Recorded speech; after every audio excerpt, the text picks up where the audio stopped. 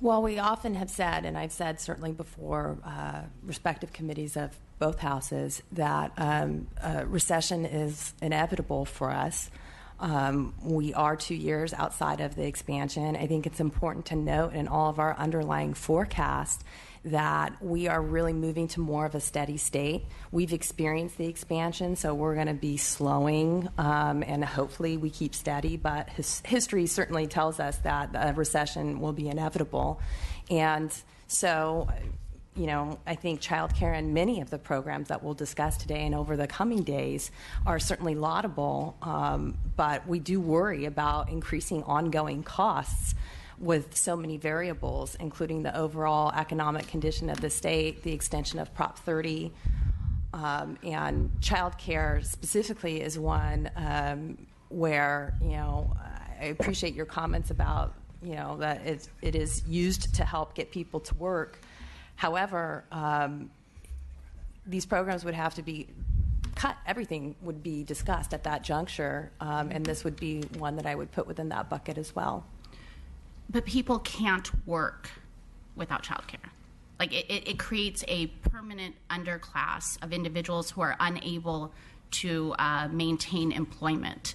I mean, I know that there's a lot of priorities, but when we talk about people being able to create a livelihood for themselves and their families, why wouldn't the administration want that to be a top priority regardless of a coming recession? It's just beyond me that something that is so vital to people just not living in dire poverty, we're always talking about homelessness and poverty, requires people to work, and to work you need childcare if you have children. I don't understand the emphasis on other things when this is so fundamental.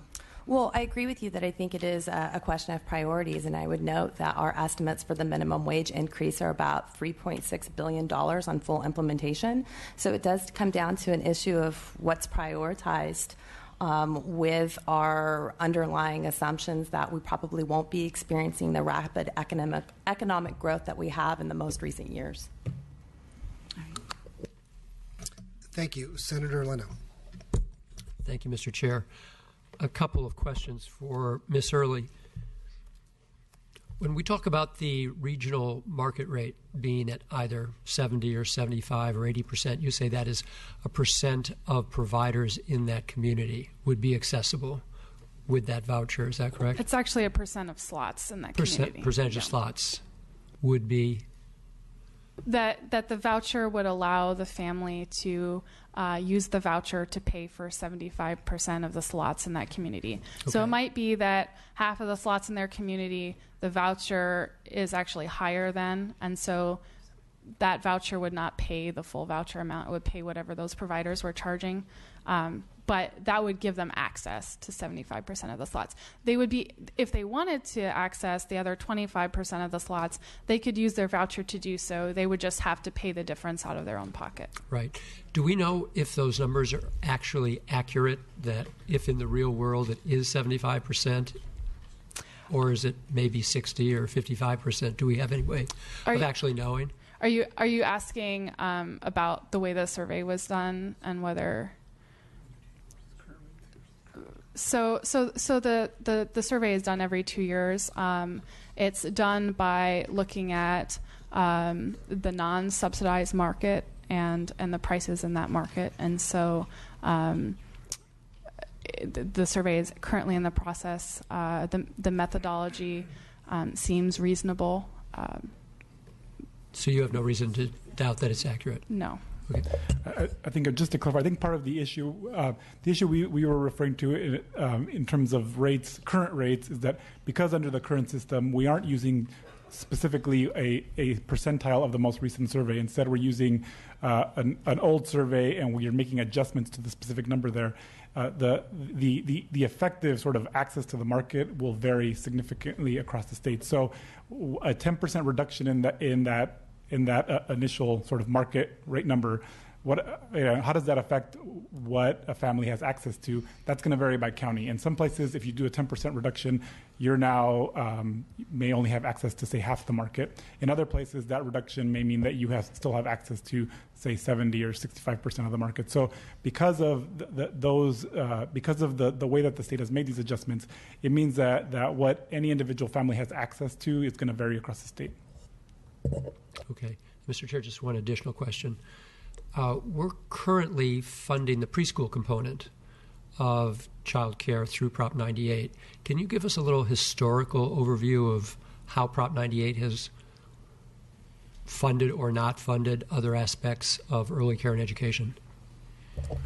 So prior to 2000, I believe it's 2011-12, the state had funded all of the child care and development programs within Proposition 98. All of the child care? I believe with the exception of the Stage 1 CalWORKs program, I believe. So all of Stages 2 and 3, the general child care, alternative payment programs, most of the major programs were in Prop 98.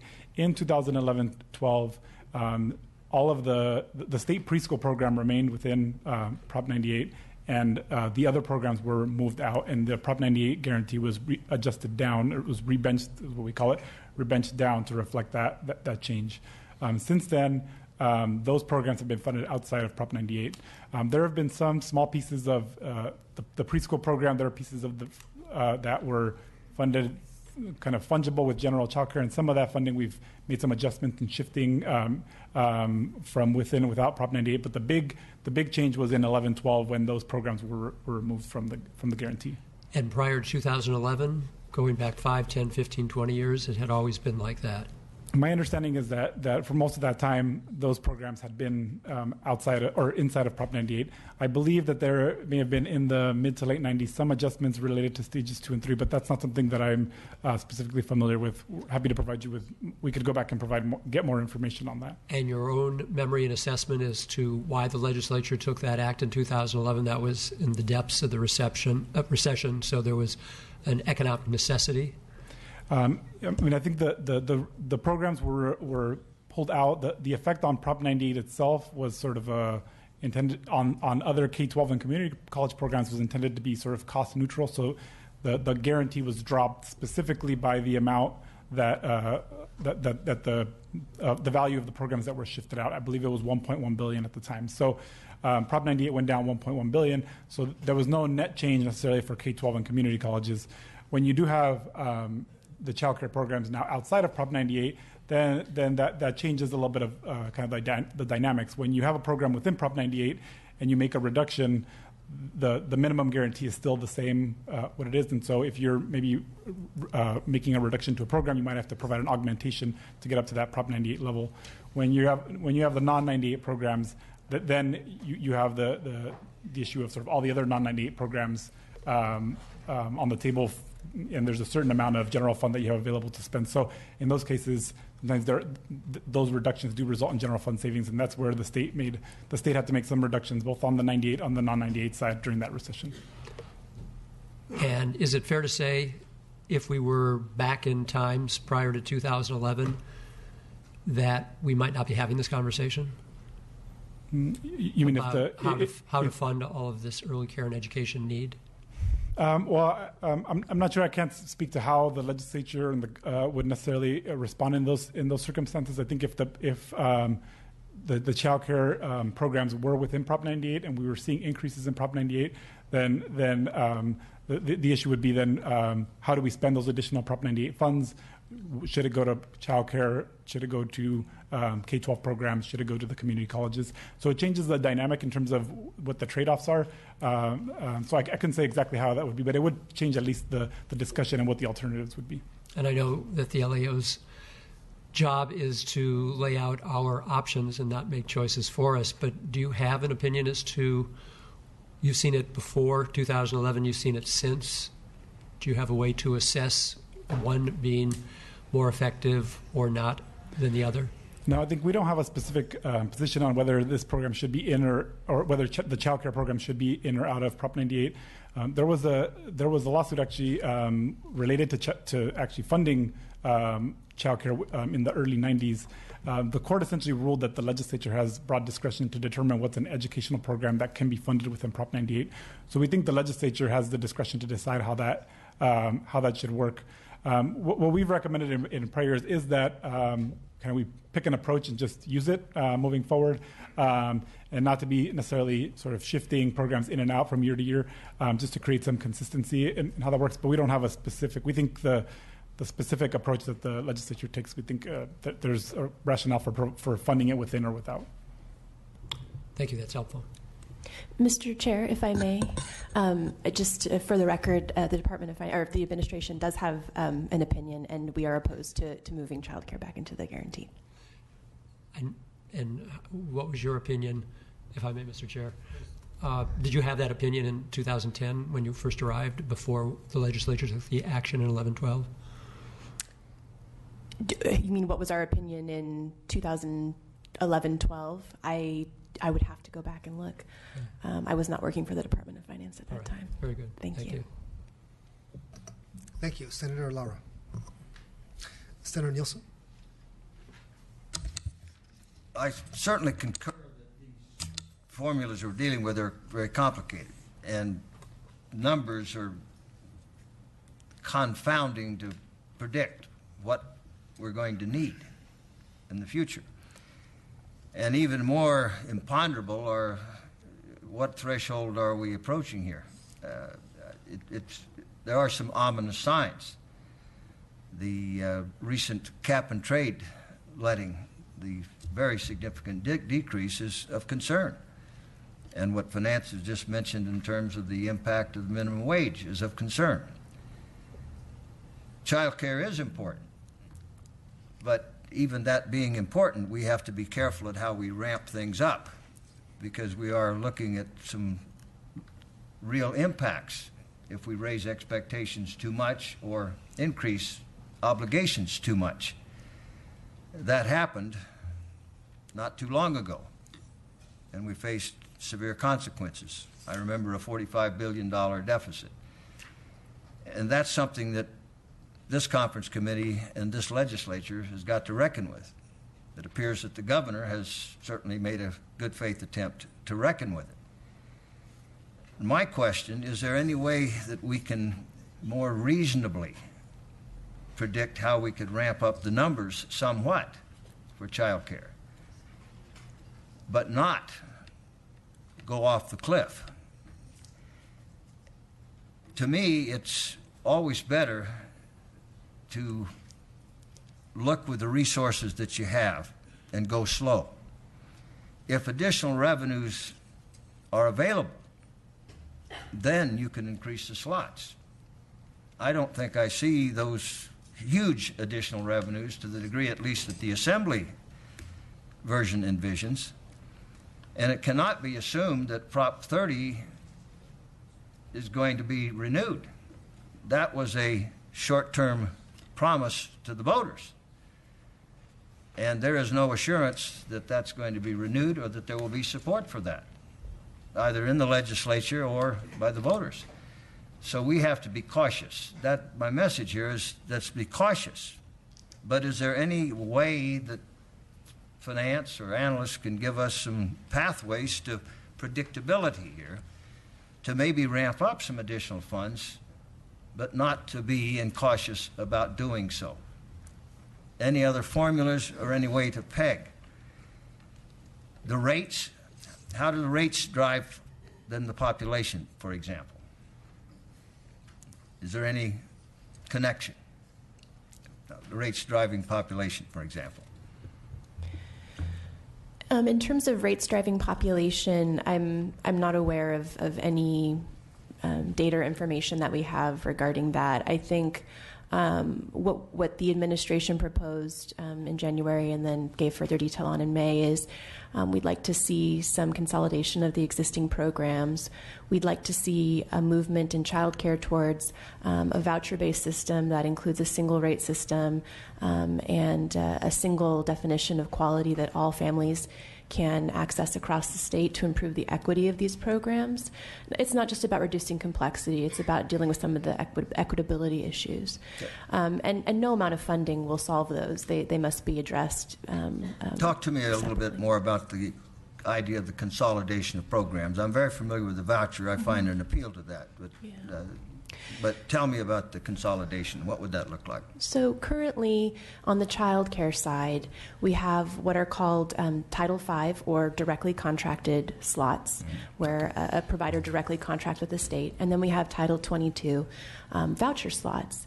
And depending on which program the family is able to access, they would be able to access a different minimum standard of quality depending on whether or not they were able to receive a voucher or a contract.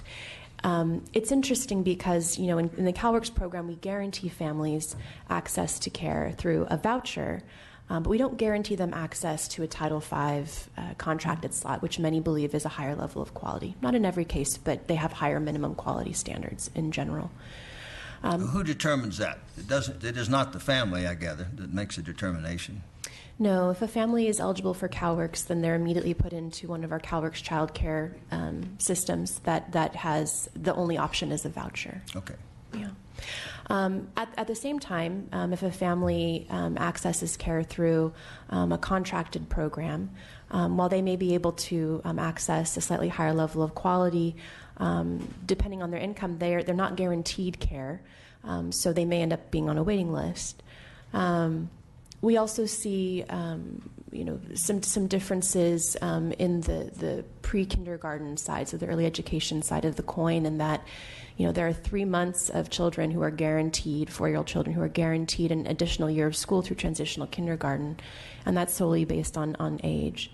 However, in state preschool, it's open to a wider range of children targeted at low income, but we know that not all eligible children are able to access those programs. And so these are some of the issues that we'd like to look at and deal with that, again, can't really be solved by the infusion of additional funding. And could those be solved to some degree even, or progress made there too, in a trailer bill?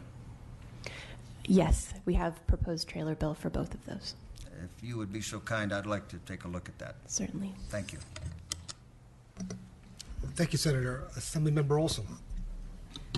Thank you, Mr. Chair. This, as I think we all agree, is a very important conversation for us to have as a Budget Conference Committee. As two of my colleagues have discussed, we as a Women's Caucus have talked about this issue at length. As Ms. Gonzalez pointed out, it is very difficult, virtually impossible to go to work if you don't have access to child care. And so I think it's very important that we look very deeply into this issue and figure out how we can maximize investment into the program, notwithstanding the very real economic issues and the fact that we are going to be heading into a recession, hopefully later rather than sooner, but it could be as recent as 2 years from now. So I highlight the importance that I think this is something we can't just gloss over. I think we need to do our very best job to allocate as much money to this program as possible because we want to see people moving into the workforce. So I'm fully supportive of whatever we can do to maximize the funding in this area. One thing I do want to point out is I do have a bill. It is joint authored by Speaker Atkins that would allow, and it is on the Senate Appropriations Committee, but it would allow private businesses to invest in the state preschool system. It's not going to solve the problem, but every dollar helps. So I would suggest that we also take a look at that. It's a way to increase preschool slots, especially for low-income families, without touching the budget. AB 1161, Senator Lara. Yeah, it's held in Senate suspense. Any other comments from the committee? Any other comments? Okay. Thank you. With that, we'll move to issue 3, teacher workforce. I believe Mr. Kaplan from LAO was going to present.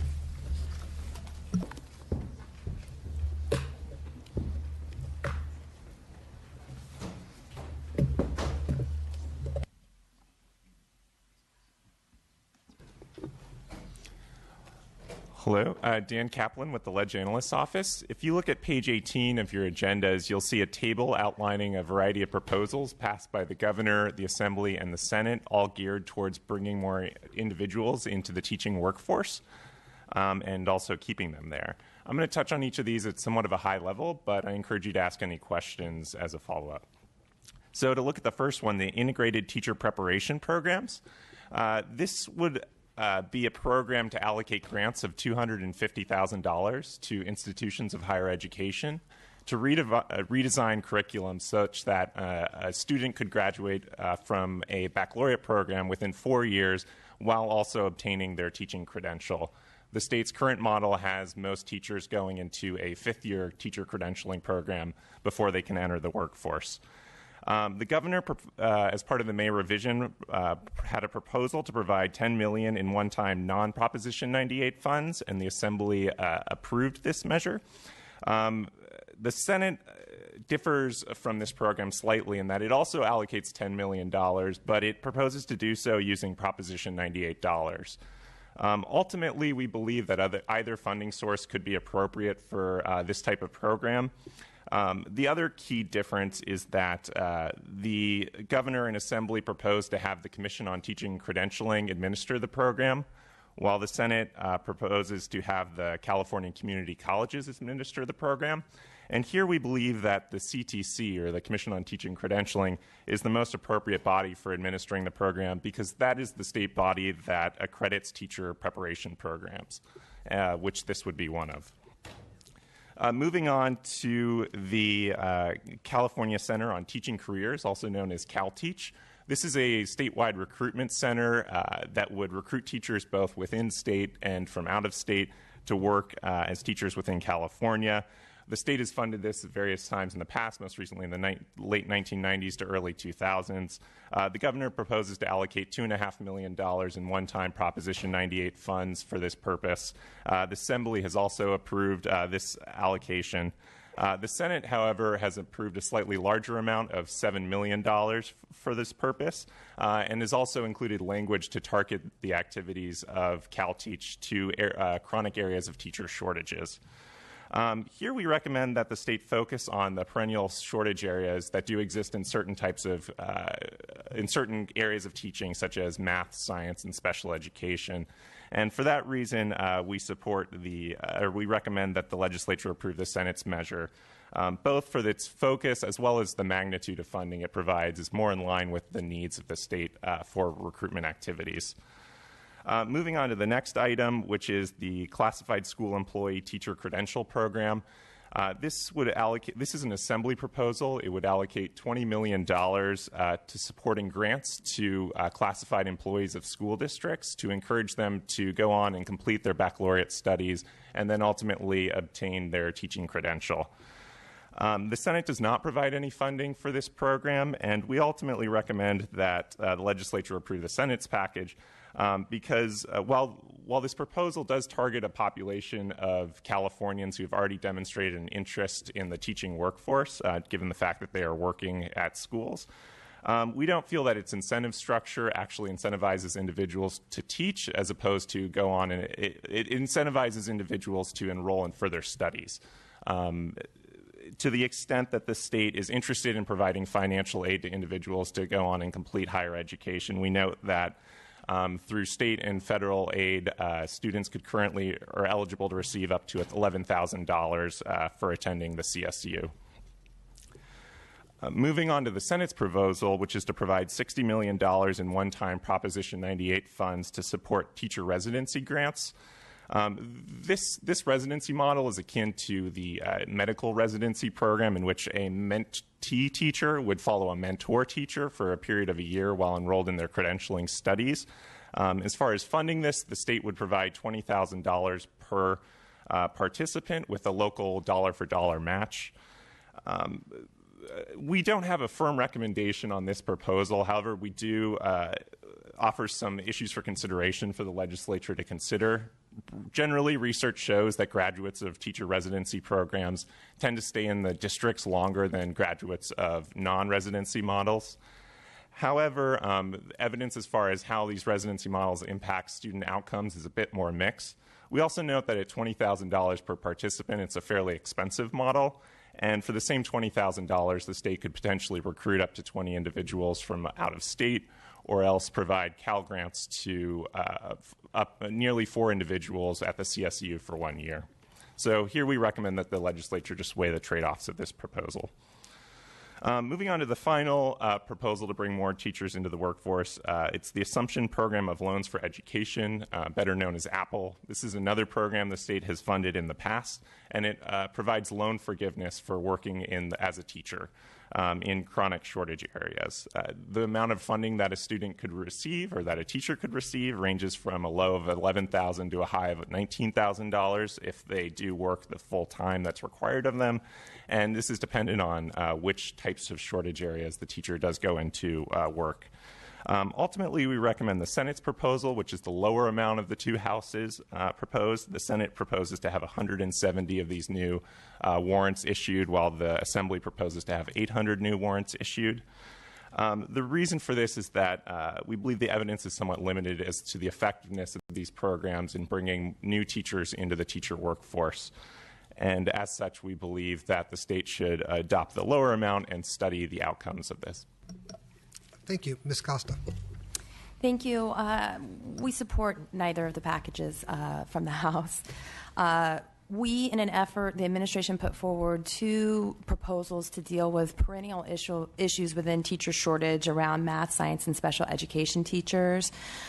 The first was we looked at what we thought were the most prudent initial steps to help address this issue, the first of which was better outreach and marketing, which is encapsulated in our $2.5 million proposal for the California Center on Teaching Careers. And we do believe that the $2.5 million is the appropriate amount of funding for this particular program based on moving this from really more of a bricks and mortar program to something that can be utilized through social media and the internet. So we believe $2.5 million, the initial amount we proposed, is still the appropriate amount. Secondly, we had a proposal which would have offered grants, as the analyst noted, for the creation of a BA plus credential program amongst higher education institutions for 4 years. We continue to support that proposal. Thank you. Any questions from the committee? Senator Leno. Thank you, Mr. Chair. A question for Mr. Kaplan. On the very first issue, you touched on integrated teacher preparation programs. As you pointed out, both the Assembly and the Senate have invested $10 million, the difference being the Senate through the community colleges then affording us the opportunity to use $10 million in Prop 98 funds, freeing up $10 million non-98 funds. But you also said you think there's wisdom in using the Commission on Teacher Credentialing, which was a part of the Assembly. But is there a way to weave the two together in that, or is that incumbent in the Senate proposal that the community colleges would administer the program, but in a consultation with the Commission on Teaching Credentialing? So we get the best of both. Edgar Cabral with LAO. I would just say on this issue, we don't think that there's a problem with specifically providing CTC with the funds and then having them distribute the funds and calling it Proposition 98. There were various, for example, an interim program from years ago where the state was providing grants through the CTC. So and these funds were provided to school districts. That was the one piece that's a little bit different from this.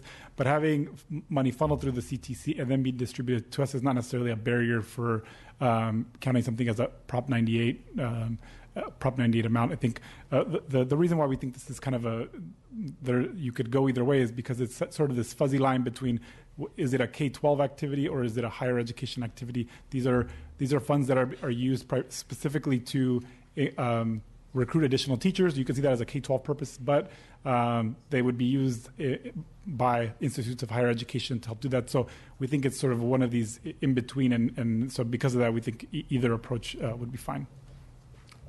But if I hear you correctly, there is the possibility of making use of both approaches. Yes, in terms of using CTC as the administering agency, yes. Thank you. And if I may, Mr. Chair, I would just note that in the administration's proposal, we did it outside of the Proposition 98 guarantee in recognition of the many private universities and colleges that offer teacher credentialing programs and the existence that many of them already have the types of programs that we're trying to encourage, which would shorten the amount of time it takes an individual to become a teacher. Thank you, Ms. Costa.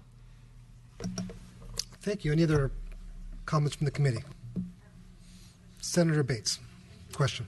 I'll see if that's on. Regarding the retention rate on the residency grants, where's the information? Are you tracking that? Because we have a difference of opinion that there isn't a high retention rate.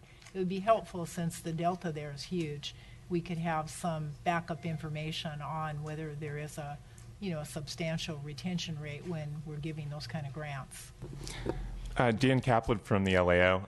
There are two primary studies we're basing this off of. There was a nationwide Mathematica study that was published that found that there were higher retention rates by about a 10 percentage point difference between graduates of residency programs versus other models. There have also been studies of particular residency programs done within state. One looked at a residency program in use by San Francisco USD, and this one found that the 5-year retention rate of residency program graduates was about 80% compared to 38% of teachers who had no prior experience and did not go through a residency model. Oh, okay. Thank you. Thank you. Any other questions or comments from the committee? Okay. Thank you. Issue 4, behavioral support. I believe Mr. Anderson from the LAO was going to lead off.